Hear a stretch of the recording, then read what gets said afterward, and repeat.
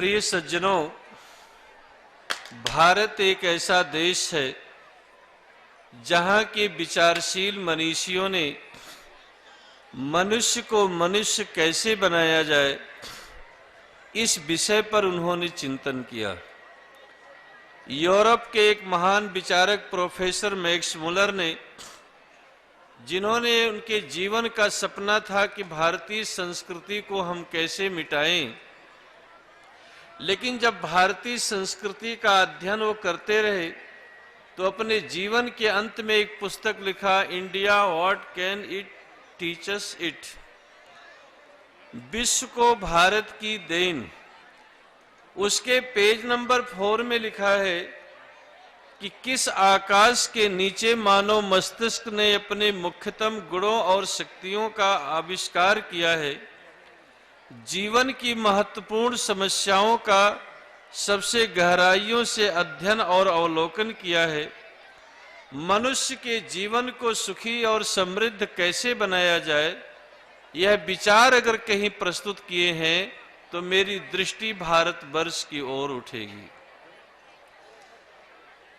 दुनिया में लोगों ने मनुष्य को पैसे वाले बनाने के लिए, ज्ञानवान बनाने के लिए प्रयास किया, लेकिन भारत के ऋषि मुनियों ने इंसान को इंसान बनाने की कोशिश किया। और मनुष्य को इंसान कैसे बनाया जाए, इसके लिए 16 संस्कार की कल्पना की।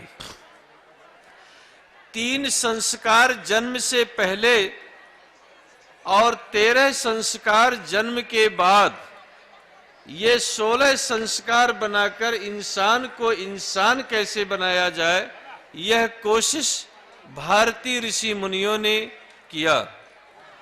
सबसे पहला संस्कार ऋषियों ने गर्भाधान संस्कार की कल्पना की। माता पिता, पति पत्नी दोनों एक चिंतन करें, हमें किस प्रकार की संतान चाहिए, इस प्रकार उनके मस्तिष्क में ये ख्यालात आए, ऐसी सोच पैदा हो, इसके लिए गर्भाधान संस्कार की कल्पना की गई। मनुष्य जो भी अच्छा और बुरा काम करता है वो अपने मन की सोच से करता है, और मन की सोच इतनी सुव्यवस्थित हो, किस प्रकार की कल्पना वो करे, यह सोच हमारे मनीषियों ने प्रकट किया। दूसरा, जब मां के पेट में गर्भ स्थापित हो जाए, 3 महीने के बाद मां के पेट में शरीर का निर्माण होता है बच्चे का, तो उस समय पुंसवन संस्कार किया जाता था, ताकि मां के पेट में जो बच्चा पल रहा है वो सुदृढ़ और सुरक्षित हो, उसके अंग पुष्पित और पल्लवित हो, उसे किसी प्रकार की कोई तकलीफ न आए, इसलिए पुंसवन संस्कार करके औषधि और खान पान का ध्यान रखना, यह दूसरा संस्कार किया जाता था। सारे शरीर का निर्माण जब हो जाता है तो अंत में मस्तिष्क का निर्माण होता है, इसलिए 7वें 8वें महीने के अंदर सीमंतोनयन संस्कार किया जाता था, कि चूंकि हमारे पेट में जो बच्चा पल रहा है उसकी सोचने की, समझने की क्षमता ज्यादा से ज्यादा अच्छी और विकसित हो। इसके बाद जब बालक पैदा होता था तो चौथा संस्कार जाति कर्म संस्कार किया जाता था। जाति का मतलब ये आज जो समाज में जाति प्रचलित है ऐसी नहीं।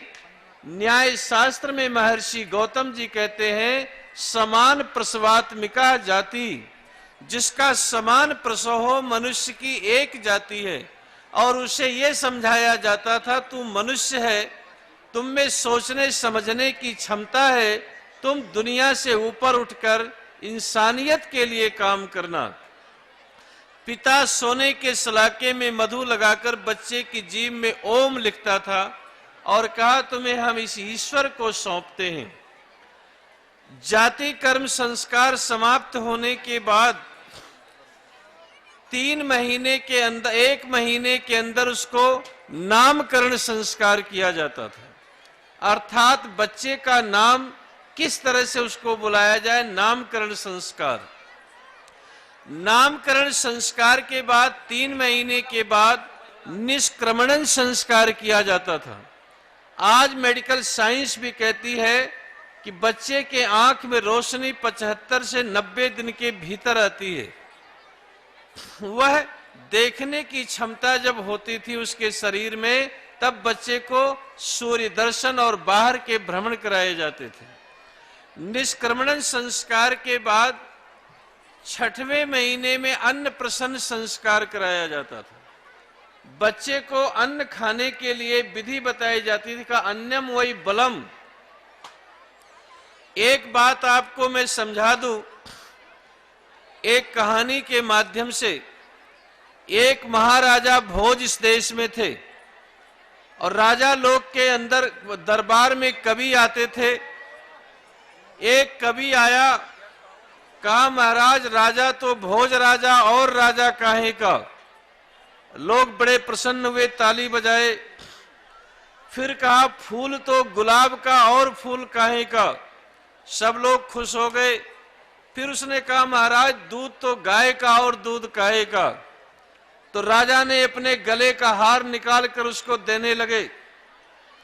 कहा अगर किसी को इस पर ऑब्जेक्शन है, आपत्ति है तो उठाए। एक दूसरा ब्राह्मण खड़ा हुआ, कहा महाराज ये तीनों बात इसने गलत बोली है। सब लोग दरबार में सन्नाटा छा गया। कहा राजा तो, अगर राजा का विरोध करना देशद्रोह का काम होता, महाराज ये देशद्रोही है। तो महाराज भोज ने कहा ब्राह्मण विप्रवर आप बताइए क्या आप सोचते हैं। उसने कहा राजा तो मेघ राजा और राजा काहे का। अगर बारिश होती है तो दुनिया का परवरिश पालन होता है, राजा तो एक राज्य का पालन करता है। बारिश नहीं हो तो राजा भी नहीं करता। इंद्र राजा जो प्रजा का पालन करता है, कहा राजा तो मेघ राजा और राजा काहे का। फिर कहा फूल तो गुलाब का और फूल काहे का। महाराज ये गलत है, फूल का गुलाब डालोगे 2 घंटे बाद सड़ जाएगा। कहा फूल तो कपास का और फूल काहे का। कपास का फूल होता है, उससे कपड़ा बनता है, लोगों का तन ढकता है, जीवन में काम आता है। गुलाब की कोई वैल्यू नहीं। तो गुलाब थोड़ी देर सुंदरता रहा, 2 घंटे बाद वो नष्ट हो जाएगा। कहा फूल तो कपास का और फूल काहे का। फिर कहा दूध तो गाय का और दूध काहे का। उसने कहा नहीं महाराज ये भी गलत है। कहा दूध तो माँ का और दूध काहे का। जो माँ का दूध होता है, बच्चा जो पहला दूध पीता है वो पूरी लाइफ प्रोटेक्शन करता है। इसलिए 6 महीने तक बच्चे को अपने माँ का दूध पिलाना चाहिए। और जो माँ अच्छी दूध नहीं पिलाती है वो बच्चे का प्रोटेक्शन ऑल लाइफ नहीं होता है। तो इसके लिए 6 महीने के बाद माँ के दूध के बाद अन्नप्रशन संस्कार कराया जाता था। अन्नप्रशन संस्कार के बाद फिर चूड़ा कर्म संस्कार कराया जाता था, अर्थात बाल कटवाना, बच्चे को नए बाल आए। इसके बाद कर्णभेद संस्कार, दोनों कान छिदवाए जाते थे। कान क्यों छिदवाते? जिसके कान छिदे रहते उसको हार्ट अटैक की प्रॉब्लम नहीं होती। महिलाओं को हार्ट अटैक नहीं आते, पुरुषों को ज्यादा आते हैं क्योंकि उनके कान छिदे हुए होते हैं। ये कर्णभेद संस्कार कराए जाते थे। इसके बाद फिर यज्ञोपवीत संस्कार होता था, जो यज्ञोपवीत लोग पहनते हैं। ये देखिए ऐसे यज्ञोपवीत संस्कार कराया जाता था। यज्ञोपवीत में 3 तागे होते हैं। इसे कहा जाता है यज्ञोपवीतम परमम पवित्रम प्रजापतेर यत् सहजम पुरस्तात् आयुष मुग्रम प्रतिमुंच शुभ्रम यज्ञोपवीतम बलमस्त तेजय। यज्ञोपवीत परम पवित्र है। जैसे 99 अंगुल 99 अंगुल का यज्ञोपवीत होता है, इतनी बड़ी नाड़ी माँ के पेट में होती है जिसके द्वारा बच्चे को आहार मिलता है। और इसको 99 को 3 फोल्ड करने से 33 अंगुल का होता है। 3 तागे होते। तो जब बच्चा पैदा होता है तो 3 प्रकार के कर्ज में पैदा होता है।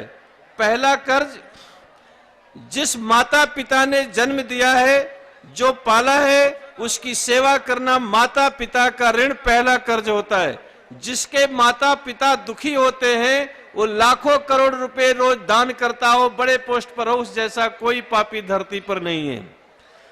तो माता पिता का सेवा करना, उसका कर्ज हमारे जीवन पर होता है। दूसरा कर्ज होता है जिस देश में हमने जन्म लिया, जहां का अन्न खाया, मिट्टी में पला, उस देश की हिफाजत करना।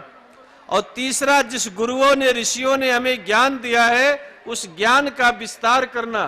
तो पैदा होते ही 3 कर्ज होते हैं, वो हमेशा याद दिलाते हैं। यज्ञोपवीत संस्कार के बाद वेदारंभ संस्कार किया जाता था, अर्थात वो पढ़ने के लिए विद्या आरंभ करे। वेदारंभ संस्कार के बाद जब विद्या समाप्ति होती थी, समावर्तन संस्कार। समावर्तन संस्कार के बाद ये 13वां संस्कार आप कर रहे हैं, विवाह संस्कार। इसके बाद वानप्रस्थ, संन्यास, पर अंत्येष्टि। तो जन्म से लेकर मृत्यु तक ये 16 संस्कार हमारे ऋषि मुनियों ने किया। आज 13वां संस्कार आप लोग कर रहे हैं। परमात्मा आप लोग को सुखी, समृद्ध, स्वावलंबी